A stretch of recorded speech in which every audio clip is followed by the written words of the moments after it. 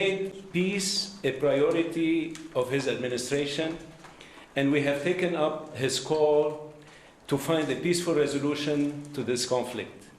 I would like to recognize the tireless work that both foreign ministers and their teams put into reaching this agreement. I would also like to recognize the partnership from the government of Qatar, who is driving towards a parallel agreement between the government of the DRC and the M23 armed group. In addition, I would like to acknowledge that the work done under the auspices of the African Union was critical for reaching this agreement. We look forward to coordinating with the AU chairperson and Togolese president, who is serving as the AU facilitator to ensure implementation of the agreement. Finally, I would like to recognize the team here at the Department of State who facilitated the discussions and helped guide both sides towards this agreement. I will now turn to Secretary Rubio for opening remarks. Thank you, and I'm honored all of you are here today. I'm honored to be joined by my counterparts from the Democratic Republic of Congo and from Rwanda, and the hard work you both put in to make this happen. This was not easy, and there's still work to be done, obviously, in terms of implementation, but we're very honored you're both here, and it's been an honor to work with both of you. We have a lot of people to thank. Obviously, the great team here at the Department of State who did a great job, Mr. Bulos, who did a phenomenal job. He's been on the job now about 10 weeks, and he's jumped all over this and really worked it hard, and you did a great job, and we are grateful to you for all of your work. Obviously, this could not have happened without such close friends and partners in the African Union and in Qatar, who we're working a lot lately with Qatar. We're doing a lot of things with you guys, and you've been very instrumental in the African Union. Without this couldn't have happened. I mean, you may put everybody together. I do want to recognize my what I say, former colleagues. It wasn't 6 months ago, I was still a senator, but they're here now, Senators Rounds and Risch. Senator Risch is the chairman of the Foreign Relations Committee and a very close friend of mine, and he's obviously watched this issue very closely. He's made it a priority. And Senator Rounds, who's been talking to me about this before I was even nominated to the position and even during the nomination process. And we have others who are not able to make it today that I also want to recognize, Senator Coons and Booker. There's been a lot of interest in this, and we're grateful to all of them. They were invited, but I guess you know, there's stuff going on in the Senate, as you know. And but we're grateful that both of you are here, and it's instrumental. This is you know, an important moment after 30 years of war. President Trump is a president of peace. He really does want peace. He prioritizes it above all else. We saw his intervention in the conflict between India and Pakistan. We saw his intervention most recently as a few days ago in a very dangerous war, right? A very dangerous war that could have really spiraled out of control, and his intervention made that possible. And there are other places that we want to see this, but we're very excited about this, and we can't wait to have the heads of state, the presidents of the respective countries here in Washington in a few weeks to finalize the complete protocol and agreement. But today is an important step in that direction, and we're grateful to be able to host it here at the Department of State. And just thinking, you know, we think sometimes about peace. It's not just about ending wars. It's about, and it's not just about saving lives. It's about allowing people to live. It's about allowing people to now have dreams and hopes for a better life, for prosperity, for economic opportunity, for family reunification, for all the things that make life worth living. Those things become impossible when there's war and when there's conflict. So we're grateful to have played the role we've played. We acknowledge and recognize there's still more work to be done. But we thank you all very much for being a part of this historic and important day. This is really why I wanted this job, or why I embraced this job so much, is moments like this. This is, in essence, the Department of State is really the Department of Peace. It's designed to bring people together, both in our relations with other countries, but to the extent we can use the stature and the influence of the United States to bring others together. It makes the world a better place. And I honestly believe that when there's peace in the world among friends who may have disagreements and conflict, it does help America. It does help make America stronger and safer and more prosperous. It gives us partners we can do business with, and partners that we can work with to address insecurity and threats to our national security and to our collective national security. So we are grateful to both of you. I know how hard this was and how much work went into it, and we know there's more work to be done. But we are grateful to have you here today. We're honored to be a part of this. We're excited to be a part of it. And again, I do want to thank everyone here in our Africa Bureau and at the Department of State, and once again, our superstar there, Mr. Bulos. What do you want to do next after you're done with this? Sudan. Yeah, very important. Actually, very, very important, and you're very involved in that as well. So, what are you guys doing this week in Qatar? You guys want to work with us? Yeah, we are grateful to all of you. Thank you. Thank you. Thank you, Mr. Secretary. I now turn to the Foreign Minister of Rwanda for remarks. Thank you. Secretary of State Marco Rubio, Minister Thérèse Kayikwamba Wagner, the Chairperson of the African Union Commission, Mahmoud Yusuf, Minister of State Mohamed Ali Koulaifi of Qatar, my colleague, Minister of Foreign Affairs of Togo, Robert Dussé, Senators, dear colleagues, good afternoon. Let me begin by expressing our sincere appreciation to President Donald Trump for his personal engagement in facilitating this historic agreement. We also extend our gratitude to the Secretary of State, Marco Rubio, Special Advisor Masad Boulos, and the entire State Department team. Your dedication has been indispensable. This agreement is the product of months of coordinated efforts by multiple actors. It is very important to note that the state of Qatar has played an absolutely central role. Indeed, the opening, which led to today's agreement, began in Doha. We will lend our full support in the weeks ahead to Qatar's mediation efforts, led by Minister of State Mohamed Al Koulaifi, to secure a peace agreement between the DRC government and the AFC M23. This process is already well underway.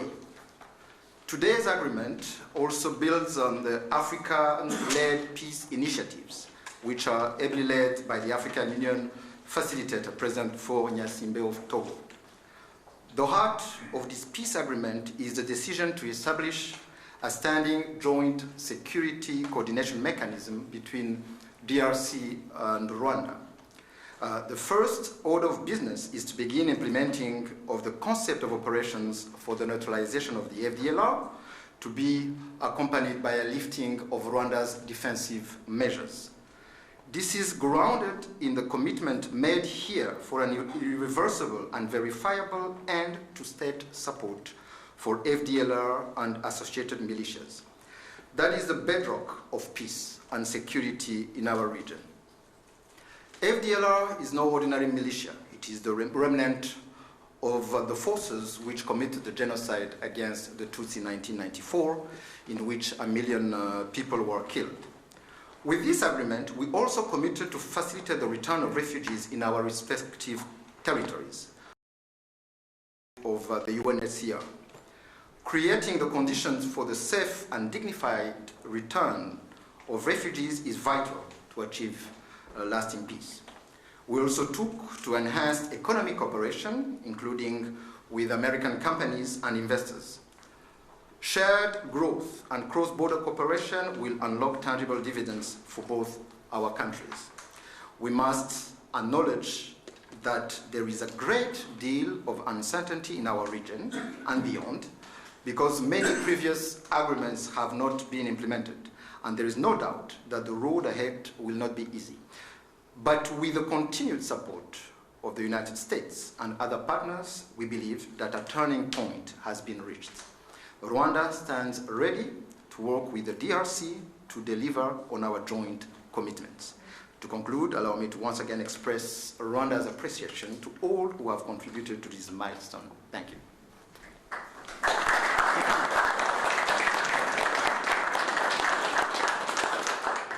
Thank you, Mr. Minister. I now turn to the Foreign Minister of the Democratic Republic of the Congo.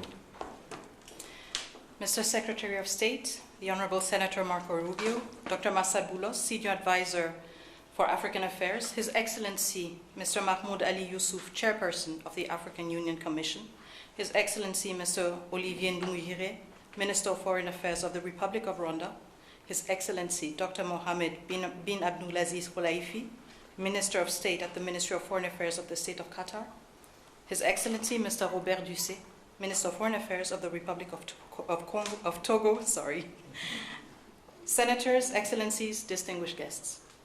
and to all Congolese citizens following this movement, wherever you may be.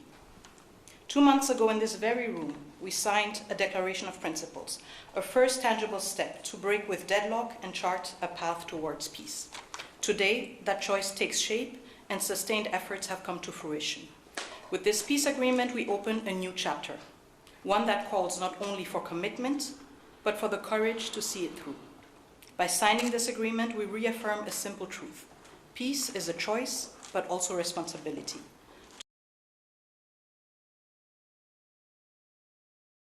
Sovereignty of states. Those who have suffered the most are watching. They are expecting this agreement to be respected, and we cannot fail them. This agreement builds on the efforts of many. First and foremost, we want to express our sincere gratitude to His Excellency President Donald J. Trump for his commitment to this peace process. His leadership kept this process focused and goal-oriented, and that from day one. This was further characterized by the quality and resolve of the entire U.S. team, illustrated by the critical support of Senator Rubio and Dr. Boulos. We salute His Excellency, President Félix Antoine Tshisekedi Chilombo, for choosing the harder path, a peace rooted in principle and in the dignity of our people. We thank President João Lourenço of Angola, facilitator of the Rwanda process, for laying critical foundations. We are also grateful to the State of Qatar and to His Highness the Emir, whose leadership was instrumental in convening the first direct meeting between our two heads of states in March, a courageous step that laid the groundwork for dialogue. Qatar has since facilitated further talks in Doha and remained a principled and steady partner throughout this peace effort. The African Union, through its chairperson and the appointed facilitator, His Excellency Faure Gnassingbé of Togo, have anchored this process in African ownership. Finally, we thank the negotiating team of both the DRC and Rwanda for their perseverance and devotion. This moment has been long in coming. It will not erase the pain, but it can begin to restore what conflict has robbed many women, men, and children of: safety, dignity, and a sense of future. For the Great Lakes region, it offers a rare chance to turn the page, not just with words, but with real change on the ground. Some wounds will heal, but they will never fully disappear. They may grow over, but the skin will forever remain thin and frail, and deep down, the flesh will still remember. At times, we will feel numb, and at others, we will feel a sudden pang that will remind us of what was lost forever. The scars we carry on our bodies and in our souls will remind us of what must never be forgotten, repeated, or accepted. A few days ago in Kinshasa, a coalition of women's organizations shared a clear message with me. Nous ne voulons pas d'une paix d'élite. Nous voulons une paix réelle, vécue, partagée et construite avec nous. We do not want a peace shaped by elites. We want a peace that is real, lived, shared, and built with us. To our fellow citizens in the East, this agreement was signed with you in mind. It provides for the disengagement of armed forces, the protection of civilians, the return of displaced persons and of refugees under government authority, and establishes a follow-up mechanism to ensure compliance. These are not just words on paper. They must now be translated into action with justice, accountability, and political will. This peace agreement is the starting point, not the end goal. It must now be followed by disengagement, justice, and the return of displaced families, and the return of refugees, both to the DRC and Rwanda. However, no text, however carefully negotiated, can carry on its own the weight of peace. I still remember, on the day we signed the Declaration of Principles, a member of the US team said, "If it were easy, it would have been done a long time ago." That holds true now more than ever. What we have signed is only as strong as our will to implement it. We, the DRC, will certainly and resolutely fight for this agreement to be respected, not with our words, but with our deeds. Today, we have chosen peace. What matters now is that we protect it and prove to our people and to the world that even in a region marked by deep scars, dignity and cooperation can prevail. So now, our work truly begins. Thank you.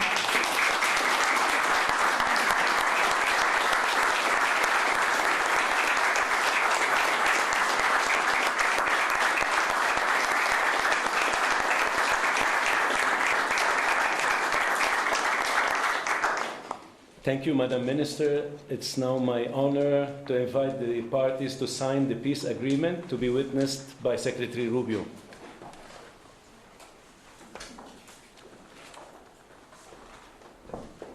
The agreement being signed includes provisions on the respect for territorial integrity and the prohibition of hostilities, the disengagement, disarmament, and conditional integration of non-state armed groups, the establishment of a joint security coordination mechanism, the facilitation of the return of refugees and internally displaced persons, as well as humanitarian access, the reaffirmation of MONUSCO's mandate, and the establishment of a regional economic integration framework.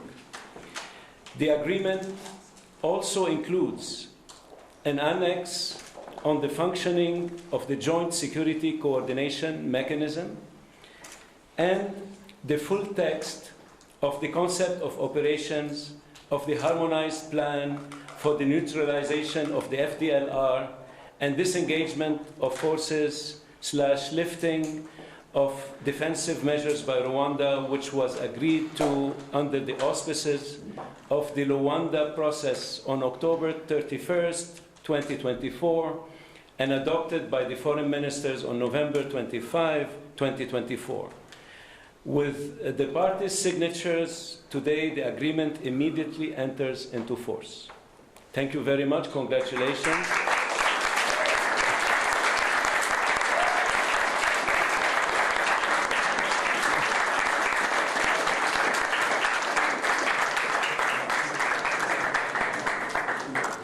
This concludes the proceedings.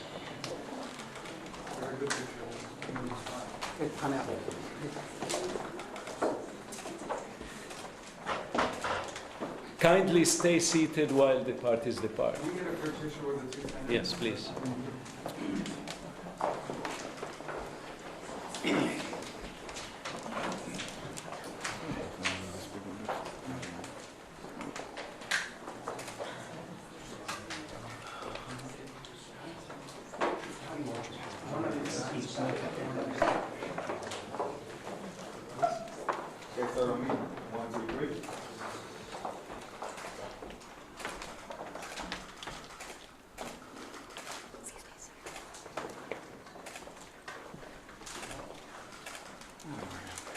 I can't hold my stomach in that one.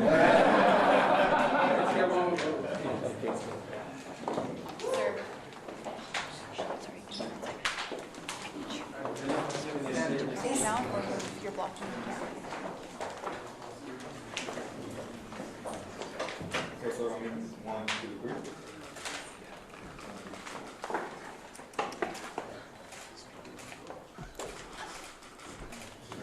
We get it now with the applicant.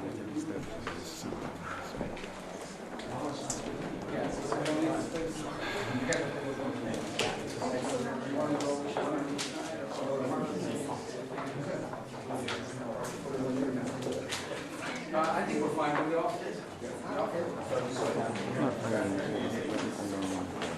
Sir, 1, 2, 3. Can you get down?